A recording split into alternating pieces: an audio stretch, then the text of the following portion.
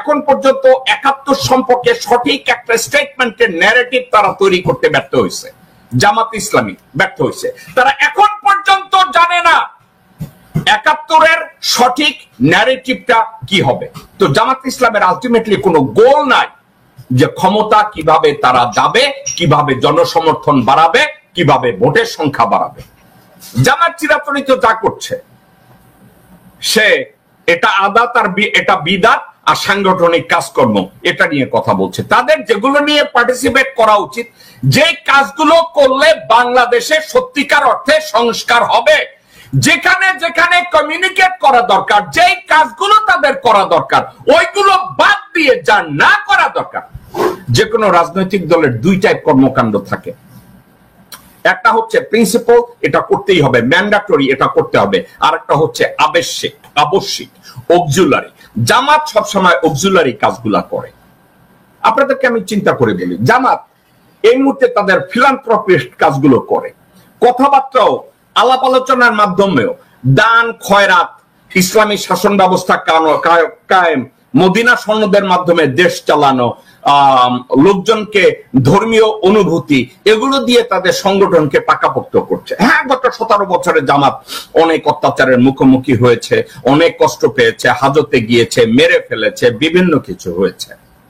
এখন এই মুহূর্তে তাদের বিশেষ কিছু কাজ কারবার করা উচিত। ফর এক্সাম্পল, ইন্টারন্যাশনাল ফোরামে তারা বলে যে তাদের যোগাযোগ আছে, কিন্তু আপনাদেরকে আমি একটা কথা বলি, জামাত যখন বলে যে আন্তর্জাতিক ফোরাম বলতে ইউরোপিয়ান পার্লামেন্টে তারা দাবি করবে তাদের লোকজন আছে, আমেরিকান সিনেটে এবং কংগ্রেসে তারা দাবি করবে এখানেও লোকজন আছে, কিন্তু সত্যিকার অর্থে তাদের কি কোনো লোকজন আছে? জামাতের কোন নেতাকে কি আপনারা জিজ্ঞাসা করে দেখেছেন? আমি জানি এই বিষয়টা, কি জানি, আপনারা কি জানেন? যখন জামাতের 5 জন বরেণ্য নেতাকে মৃত্যুদণ্ড দেয়া হয়েছে অন্যায়ভাবে, আমি দেখেছি এখানে লবিস্টদের মাধ্যমে পয়সা দিয়া সিনেটর এবং কংগ্রেসম্যানদের কাছ থেকে শুধু একটা মন্তব্য আদায় করা হয়েছে। আপনারা কি জানেন জামাতের নেতারা কি এটা অস্বীকার করবে? ইউরোপিয়ান ইউনিয়নে তারা মন্তব্যের জন্য তারা পয়সা দিয়েছে। তারা হঠাৎ কইরা পয়সা দিচ্ছে শুধু তাদের সম্পর্কে মন্তব্য দেওয়ার জন্য। কিন্তু একটা কথা, কনস্ট্রাকটিভ ওয়েতে নিজেদেরকে রিলেভেন্ট প্রমাণ করার জন্য জামাত যেই কাজগুলো করা দরকার, এই কাজগুলো তারা করে না। যা as of today, Jamaat-e Islami of Bangladesh failed to prove that this political party is the inseparable parts of Bangladesh, Republic of Bangladesh. এটা তারা প্রমাণ করতে পারে না as of today. তো তারা কি করে? জনগণের ধর্মীয় অনুভূতিকে ব্যবহার করে, ফিলান্থ্রপিস্ট কাজগুলো করে, স্কুল করে, মাদ্রাসা করে, ব্যাংক করে, জনসেবা দেয়, লোকজনের ওয়াজ নসিহত করে, বিভিন্ন ভাবে লোকজনদেরকে রিক্রুট করে, তারা এটা করে। অর্থাৎ কি জানেন, তারা ফুটবলের মাঠে, সারা মাঠে ফুটবল খেলে, কিন্তু তাদের একজন গোলকিপারও নাই, স্ট্রাইকারও নাই, এবং স্কোর করবে একজন স্কোরারও নাই। অর্থাৎ আমাদের ক্ষমতায় যাওয়ার দরকার নাই, আমরা তো খালি সারা মাঠে খুব ভালো ফুটবল খেলে, আমাদের গোল করার দরকার নাই। জামাতের বর্তমান স্ট্র্যাটেজি হলো আমরা সারা মাঠে ফুটবল খেলবো, আমাদের গোলের দরকার নাই। গোল করার কাজ করবার কোথায়? আমি তো দেখি না। গোল করার জন্য স্পেসিফিক একটা স্ট্যান্ড দরকার যে কোনো একটা পলিটিক্যাল পার্টি, যে এইভাবে আমরা ক্ষমতায় আসবো, কোথায়? নাই। এখন তারা যদি বলে হ্যাঁ আমরা হাসিনাকে যেভাবে পিছন থেকে ছাত্রলীগ হইয়া, ছাত্র দল হইয়া আমরা যেভাবে করছি আমরা এইভাবে করব, না, ইটস নট ডুয়েবল। এটা দিয়ে একটা সরকারের পতন সম্ভব, এটা দিয়ে একটা সরকারের পতন সম্ভব, কিন্তু ক্ষমতা দখল সম্ভব না। ক্ষমতা দখলের জন্য একটা রাজনৈতিক দলকে ভিশনারি হতে হয়, প্র্যাগম্যাটিক হতে হয়, প্যাট্রিয়ট হতে হয়। খালি ধর্মের দিক থেকে আমরা কমিটেড, আমরা সত্য কথা বলি, আমাদের এডুকেশন আছে, আমাদের দেশপ্রেম আছে, স্রেফ এটা দিয়ে কেউ ক্ষমতায় যায় না পৃথিবীতে। You have to become the part of the system. Bangladesh Jamaat-e Islami, I love you guys, I like you. I respect your honorable standing in Bangladeshi politics, কিন্তু যেই কাজগুলো আপনাদের করা দরকার ওই কাজগুলো আপনারা করছেন না। এবং যখন আপনারা কাজের মধ্যে যান, আপনারা একটা এলাই তৈরি করেন, বন্ধু তৈরি করেন এমন কিছু লোকজনদেরকে, ঠিক ইরান যেভাবে বন্ধু তৈরি করছে ভারতীয়দের কাছে। ইরানের ব্যর্থতা কোন জায়গায়, এটা অন্য একটা সাবজেক্ট, আমি এটা নিয়ে টানবো, আপনাদেরকে এই সাবজেক্টটা নিয়ে আমি কথা বলবো। ইরান ইরাক নিয়ে আজকের আলাপ আলোচনা করব, আমি কথা বলবো আপনাদের সাথে, কোনো গেস্ট না।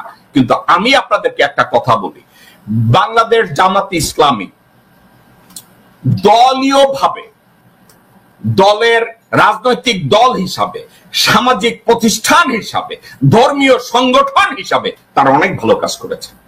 কিন্তু এভাবে শুধু ধর্মীয় সংগঠন হিসাবে, রাজনৈতিক দল হিসাবে তারা কাজ করবে, তারা বাংলাদেশে ক্ষমতা দখল করতে পারবে না, ইলেকশনে জিততে পারবে না, জনসমর্থন বাড়াইতে পারবে না, তাহলে তারা কি রাজনীতি করলো? বা এই মুহূর্তে বাংলাদেশ জামাতে ইসলামের কোন, জামাতে ইসলামের সভাপতি, যে জামাতে ইসলামের অন্যান্য নেতা নেতৃবৃন্দ যারা যেখানে আছে তাদেরকে যদি বসাইয়া আপনি যদি জিজ্ঞাসা করেন, কিরে ভাই আপনাদের এই মুহূর্তে যদি বাংলাদেশের নির্বাচনে আপনাদের জিততে হয়, what is your ultimate plan? আপনারা চিন্তা করে দেখেন।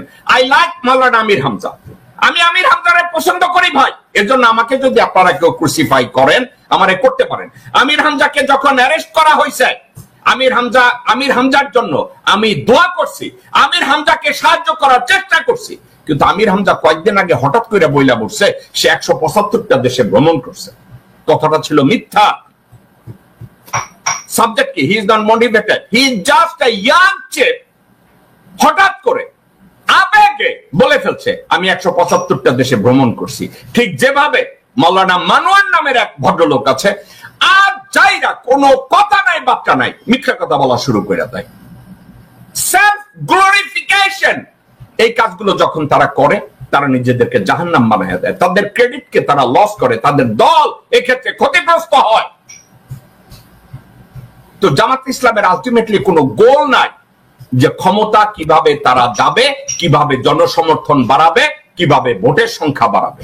একটা কথা মনে রাখেন, কোক খাওয়াইয়া আর বিরিয়ানি খাওয়াইয়া যদি ভোট পাওয়া যাইতো, তাইলে বাংলাদেশের লোকজনরা, আওয়ামী লীগের লোকজনরা কোক আর বিরিয়ানির প্যাকেট লইয়া দৌড়াইছে, তারপরেও ওই মিছিল মিটিং করছে, ওখানে লোক দিতে পারে নাই, তাদের প্যান্ডেল খালি ছিল। আপনারা দেখেন না তাদের প্যান্ডেল খালি, ওখানে লোকজন যায় না। আলটিমেটলি কি হয়েছে, তারা আবার ওখানে এই কাজটা করতে পারে নাই, এই বিরিয়ানি খাওয়াইয়া কোক খাওয়াইয়া তাদেরকে ওইখানে নিতে পারে নাই। তো আপনাদেরও এক্ষেত্রে আপনাদেরকে বুঝতে হবে আলটিমেটলি যে জামাতের একটা আলটিমেট গোল থাকা উচিত যে আমি আমার জনপ্রিয়তা এক্ষেত্রে বাড়াবো, জনগণের কাছে অ্যাকসেপ্টেবিলিটি তারা আমরা তৈরি করব, এবং এইভাবে আমরা ভোটের সংখ্যা বাড়াবো, জনসমর্থন বাড়িয়ে আমরা নির্বাচনে আমরা জিতবো। আমি জামাত ইসলামের কয়েকটা ক্রিটিক্যাল বিষয় নিয়ে যদি আপনাদেরকে আমি কথা বলি, এখন পর্যন্ত 71 সম্পর্কে সঠিক একটা স্টেটমেন্টের ন্যারেটিভ তারা তৈরি করতে ব্যর্থ হয়েছে। জামাত ইসলামী ব্যর্থ হয়েছে, তারা এখন পর্যন্ত জানে না 71-এর সঠিক ন্যারেটিভটা কি হবে। ব্যারিস্টার রাজ্জাক একটা কথা বলেছে, আমি তার সাথে দ্বিমত পোষণ করি। গোলাম আজম সাহেবের ছেলে, বড় ছেলে, ছোট ছেলে, মেজর ছেলে কয়েকটা ন্যারেটিভ তৈরি করেছে, আমি তাদের সাথে একমত না। আল্লামা দেলোয়ার হোসেন সাইদি ভদ্রলোকের সাথে, চাচার সাথে আমার 2-3 বার কথা হয়েছে, ন্যারেটিভটা এখনো বাংলাদেশে সঠিকভাবে তৈরি হয় না। এটা হচ্ছে প্রথম একটা ন্যারেটিভ তৈরি করা 71 সালে তাদের ভূমিকাটার উপরে। ওখানে মিথ্যা কথা বলার দরকার নাই, আইডিয়ালস এর উপরে একটা ন্যারেটিভ তাদের তৈরি করা দরকার, সেখানে তারা ব্যর্থ। আজ পর্যন্ত তারা যতগুলো ভালো কাজ করেছে, এই ভালো কাজগুলোর কৃতিত্ব দাবি করবে, এটাও তারা করতে পারে না। তাহলে কি হইল? জামাত ইসলামও সেখানেও ব্যর্থ হয়েছে। যদি 71-এর ন্যারেটিভ তারা সফলভাবে ব্যর্থ হয়, ন্যারেটিভ তৈরি করতে ব্যর্থ হয়, তারা যে ভালো কাজগুলো করছে এই কৃতিত্বগুলো কেমনে নিবে, এখানেও যদি ব্যর্থ হয়। আর একটা কাজে তারা ব্যর্থ হয়েছে, তাদের বিরুদ্ধে যে অপপ্রচার, ভারতীয় অপপ্রচার, এই অপপ্রচারকে কনফ্রন্ট করার জন্য তাদের যেখানে অ্যাক্টিভ টাকা দরকার তারা সেখানে ব্যর্থ হয়েছে। অপপ্রচারের বিরুদ্ধে যে দাঁড়াবে, দাঁড়াইয়া এটাকে কনফ্রন্ট করবে, সেখানে তাদের লোকজনরা ভালো কাজ করে না। আর যারা কনফ্রন্ট করতে যায় তাদের কাছে সঠিক লজিক নাই। সঠিক লজিকের বদলে তারা কোরআনের ব্যাখ্যা দেয়, হাদিসের ব্যাখ্যা দেয়, কিন্তু এর সাথে বাস্তবতা জনগণ এটাকে বুঝে না। জনগণ তাদের এই ব্যাখ্যাকেও গ্রহণও করে না। তাহলে কোথায় গিয়ে দাঁড়ালো? আলটিমেটলি তারা যে ব্যাখ্যাটা দাঁড় করাচ্ছে ওখানে এফেক্টিভলি তারা কনফ্রন্ট করতে পারে না তাদের বিরুদ্ধে যারা মিথ্যাচার করছে।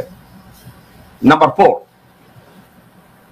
এশিয়ান মিডল ইস্টের কান্ট্রিগুলোর সাথে তাদের সম্পর্ক ভালো আছে, কিন্তু ইউরোপ এবং আমেরিকায় তাদের এমন কোন কিছু সংগঠনের ভিতরে তারা এমন কোন জায়গায় গিয়ে পৌঁছায় নাই যেখানে গিয়ে তারা বলতে পারবে শুধু জামাতের নেতাদের ফাঁসির অর্ডার হয়েছে, এখন কংগ্রেসম্যানদের শুধু স্টেটমেন্ট দরকার, স্টেট ডিপার্টমেন্টের একটা স্টেটমেন্ট দরকার। সেক্ষেত্রে তারা পয়সা খরচ করে স্টেটমেন্ট নেয়, অথচ আগের থেকে এই সম্পর্কটা তারা বিল্ড আপ করে নাই, পারে নাই, তারা করতে পারে নাই।